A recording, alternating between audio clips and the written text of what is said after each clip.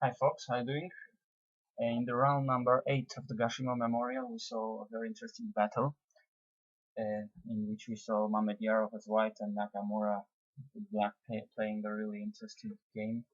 Basically, the middle game and the final part of the game is very interesting. Let us see what happened. We had a Slav defense, c4, c6, knight f3, knight f6, and here Mamedyarov chose g3, not the main move, but in the Slav, but respectable sideline. Bishop f5, knight c3, e6, playing in the semi-Slav way, and knight h4. Here, well, interesting bishop e4 move, more or less forcing white to play f3. It was also possible to play, for instance, bishop g4. Actually, this was a game between Grishuk and Svyatintsev in Khanty-Mansiysk 2013.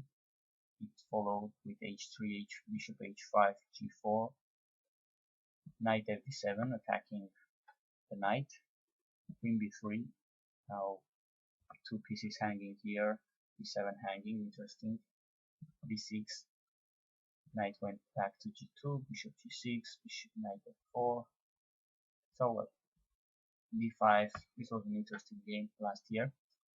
It was also possible to play here maybe to g6, but probably this gives white too much comfortable game after knight takes, h takes, bishop g2, completing development with queen b3, short castles, and well, black has doubled his pawns here, and well, white has bishop pair, so still probably playable, but maybe not causing that much problems to white, as it may really does the move bishop e4.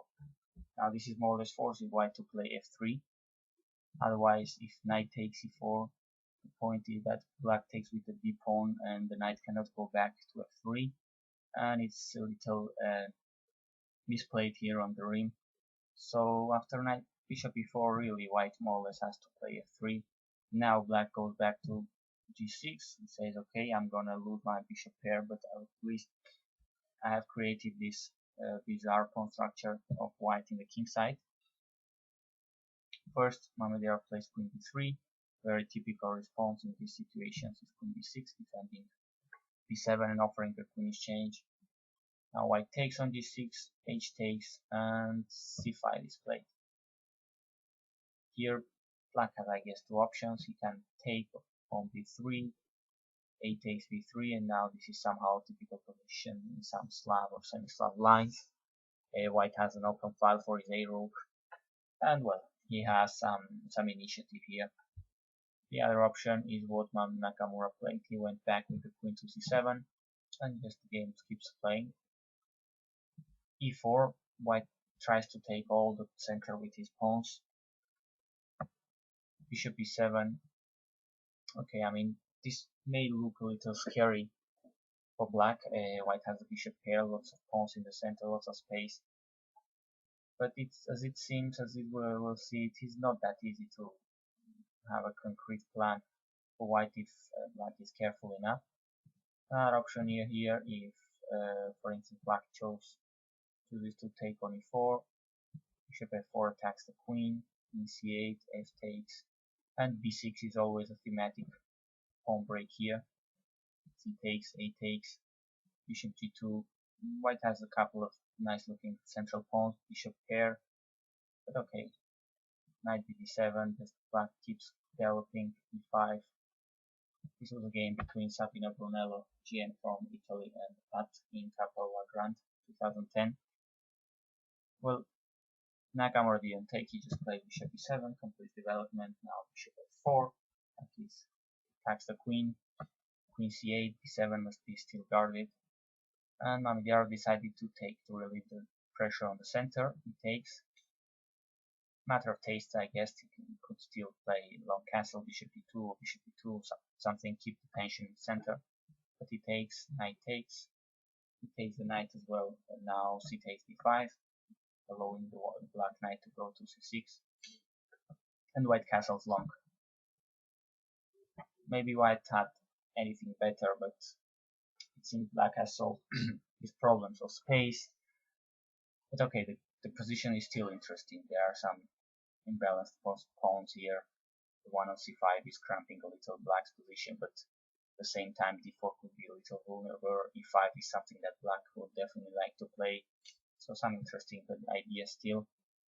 Black plays knight c6, king b1, a prophylactic move, g5, bishop e3, f5. Being really ambitious and aggressive, trying to take space on the king side. Very interesting, played by Nakamura. Now, maybe surprisingly, or maybe not that easy to find out why g4 blockading these pawns here after f4. White goes bishop f2, and well, the point may be that this light squares around black king may be vulnerable, weak, but Nakamura doesn't think so. So he says, I don't even have to castle. I'm going to play king f7 and protect it. And he claims he's not doing bad at all. Nakamura in the press conference, he thought this was a critical moment for the game, and it's a complicated position. Even the black king has moved to the center.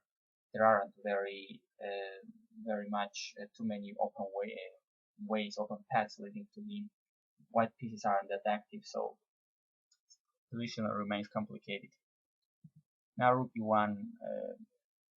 Hikaru said that white should be looking for something else, but what white should be looking for? It's not really that easy. His position shouldn't be a bad one because that's bishop pair, but I don't find it that easy to find a good plan for white here. So rook e1 is more or less putting pressure on a weakness to be for black, the e6 pawn, and b6 opening lines for black is an absolutely correct move. In fact, this is giving black somehow the initiative. Now queen a4 was played. The game starts to be very interesting at this point. This is really where the fun begins. If c takes b6, now rook e8, intending to open up the position for the rook, and the white king may be a little bit in danger here. So after queen a4, b takes c5 is played. Mamedyarov's idea is to play bishop a6, attacking the queen.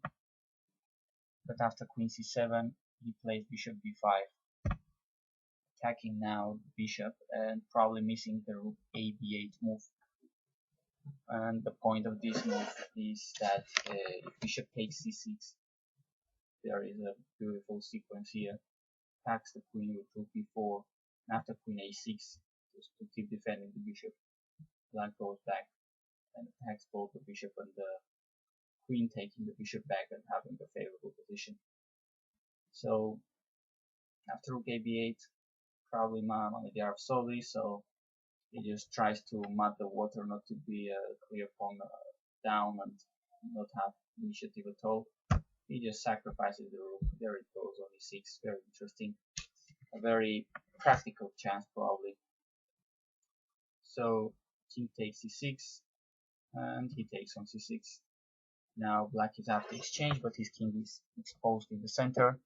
White has the bishop pair, and this is a really fun position to play. Probably for white, even if objectively speaking this may be better for black, but having the initiative and the opponent's king in the center is probably much more fun to play. Rook h d8, black regroups pieces, and Mamedyarov decided to take on c5. Well, of course, the first move you may think of maybe the rook e1 check, king f7, and now white has this interesting but somehow complicated rook e5 move. If, for instance, rook b4 attacking the queen, now queen a6 could be played. The 6th rank may be an interesting place to play for the queen. g6 was a possibility to stop rook from going to f5, but there was another possibility of playing rook b6, after which there was bishop takes check. If rook takes, now queen c4, pinning the rook there, and well, he's attacking it already twice, so he's going to take it anyway. And well, this was a complicated line, complicated position. Instead, Mamedyarov takes on c5. Now bishop f6 is played. The bishop is a great piece right now on the big diagonal. And well, bishop d4, exchanging the bishops there. Not really sure if that's what white should be looking for if he's down material and he's looking for attack. But okay, if bishop takes d4, queen takes d4, queen e5 was quite a strong move. And well, black is well ahead of material and probably will end up winning this game in this case. So rook bc8 was another possibility, attacking the bishop on c6, but now could be answered with rook e1 check. Having the king in the center is always source of problems for black. Now bishop could take on f6, g takes, queen c2. White is threatening to get into h7 with his queen, so king g8. Now rook e6 defends the bishop, and well, now white has king g6. He's threatening to take f6, so his position is now a very nice one. Well, instead, after bishop d4, Nakamura just goes back with the king to f7. Rook d1 was played here. Well, I mean, it's playing more or less solid in a position where probably white doesn't need to be solid, but just to try to mud the waters. What if bishop takes f6, g takes f6, and h4, try to open up the h file for the rook? This was an interesting possibility. If takes, rook takes h2. I mean, there was still, black has lots of tactical resources. He can play rook takes b2 check, king takes, and then queen e5 check. So complicated lines followed here: king a3, queen c3 check, and if king, queen b3, queen takes on c5 with check. And well, lots of calculations would be needed to see all this line on the board. But okay, rook d1, that's what white plays. And king f8. Now black kings is looking much safer than when it was on e6 here on the center of the board. So at this point probably white is losing his compensation, his initiative. He plays a3. The bishops are exchanged on d4 and queen e5. The queen is centralized now. Rook d2, protecting the second rank. Queen e1 check. Rook d1 must be played, otherwise the rook is hanging.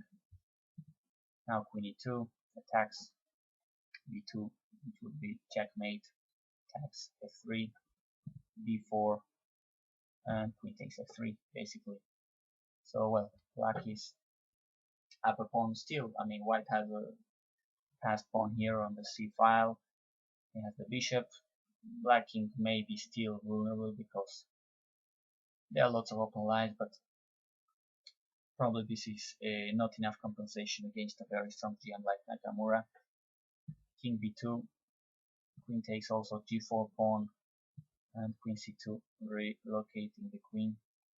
Queen goes to c6, e6, attacks the bishop, which goes to a4, king g8, to stop probably queen from coming to h7 and being a little bit disturbing there. King g8, so bishop b3, there's a little pin here on this pawn. King h8, c6, white has, as I said, this little pawn on passed pawn. Now right now it's threatening to fold both rooks, but black has enough resources. Rook d6, now rook c1 and f3. Black has his own passed pawn on the a file, so as I said in the first part of the video, this was a very interesting battle. The middle game and the end game is quite an interesting one. Queen c5, stopping pawn from going to f2, attacking e7. Queen f6 check, king a2. Now f2 is possible. So is set c7, but now both pawns on the 7th rank, threatening to promote. Rook c8, of course, stopping white from promoting. Rook f1, stopping black from promoting. But black has yet another passed pawn. There it goes, b4, and after h4, queen f3, threatening to get into e2 and take the rook for free as it would be check. So bishop c4, rook c6, attack the queen. Queen takes d4, but black takes the very dangerous white pawn on c7. Mamedyarov played rook takes f2, threatening the queen, but after white basically blundering here the piece, take on c4, and if white takes, black takes, this is a clear up, a rook up for black, so it absolutely makes no sense to keep playing this top GM level. And there it goes, nice victory over really a beautiful and then complicated, interesting game by Nakamura, and of course by Mamedyarov. Once, why not? He played an interesting opening, and well, after having a couple of disappointing defeats against Magnus Carlsen, for instance, where he seems to be hitting a wall, he at least beats R8.Mamedyarov with black pieces. So there it goes. Thanks for watching.